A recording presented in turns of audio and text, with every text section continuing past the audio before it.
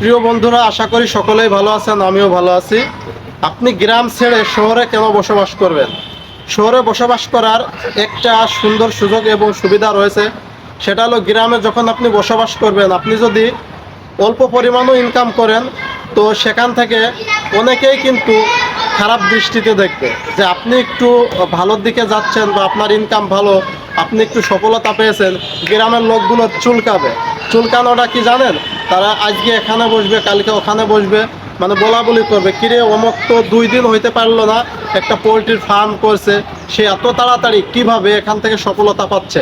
তখন কিন্তু কিছু লোক আপনার পিছনে লেগে যাবে। আর শহরে কি হয় জানেন? আপনি যে টাকা বেতন পান, ওই টাকা দিয়ে ছোট্ট একটা ফ্ল্যাট নিয়ে আপনি নির্দিষ্ট একটা গণ্ডির ভিতর থাকেন, জাস্ট অফিস করেন, আবার অফিস থেকে বাসায় আসেন।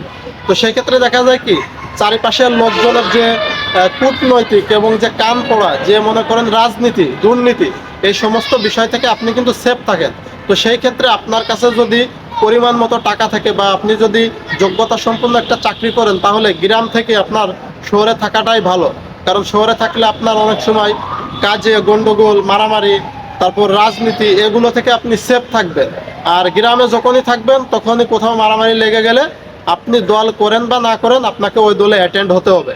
আর অ্যাটেন্ড হলে আপনার কেউ যদি মার্ডার হয় বা কারো সমস্যা হয়, বাড়ি লুট করা হয়, তো সেই ক্ষেত্রে আপনি মাসে মাসে কিছু তিলে তিলে টাকা তৈরি করেছেন বিজনেস করে বা সফলতা অর্জন করেছেন, সেই কাজের ঋষি ধরে বা সেই গন্ডগোলের সূত্র ধরে আপনার বাড়ি এসে লুট করে নিয়ে যাবে। অথচ আপনি সেই কাজে গন্ডগোলের আওতাভুক্ত না, সেখানে আপনি যান নাই, কোনো মারামারি করেন নাই, কোনো কাউকে রাজনীতিমূলক কথা বলেন নাই, দুর্নীতিমূলক কথা বলেন নাই, তারপরেও আপনার বাড়ি লুট করা হবে। কারণ কি জানেন? আপনি কিছুই করতে পারবেন না, কারণ সবাই জানে আপনি মারামারি করেন না, কোনো দুর্নীতিতে যান না।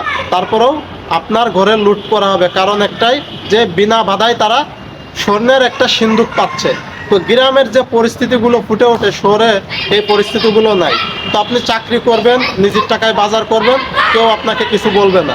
আপনি যদি মানে অন্য কিছু করতে যান যেটা মানে বৈধ না, তাও আপনাকে শহরের লোকজন কিছু বলবে না। তো এই হচ্ছে গ্রাম থেকে শহরে থাকার একটা সুযোগ সুবিধা রয়েছে। আর গ্রামের কিছু চাচা মুরব্বীরা রয়েছে, অনেক সময় বলে, তোরে তো সবসময় দোকানে বসে থাকতেই দেখি, তুই তো কিছুই করিস না। আরে ভাই, সে কি তোমার ভাত খায়? তোমার ভাত খায় দোকানে এসে বসে থাকে, অথচ নিজের ছেলেটা যে বেকার বসে আছে, কখনো নিজের ছেলেটার কথা বলে না। ওই সমস্ত চাচারা গিয়ে বাপ দাদার কাছে যে নালিশ করে, সালিশ করে, যে তোমার ছেলে ভালো না, খারাপ, হ্যান ত্যান, কিন্তু নিজের ঘরে অরিজিনাল যে বিষয়টা থাকে, সেই জিনিসটা কিন্তু নিজের ঘরে সে ঠিক করতে পারে না, অথচ পরের ঠিকই কান পড়া দিয়ে বেড়ায়। তো এই সমস্ত লোক থেকে আপনারা দূরে থাকবেন। আর এই সচেতনমূলক ভিডিও যারা পছন্দ করেন, তারা অবশ্যই আমার পাবলিক সার্ভিস চ্যানেলটা সাবস্ক্রাইব করে পাশে থাকবেন। এখানে শেষ করছি। খোদা হাফেজ।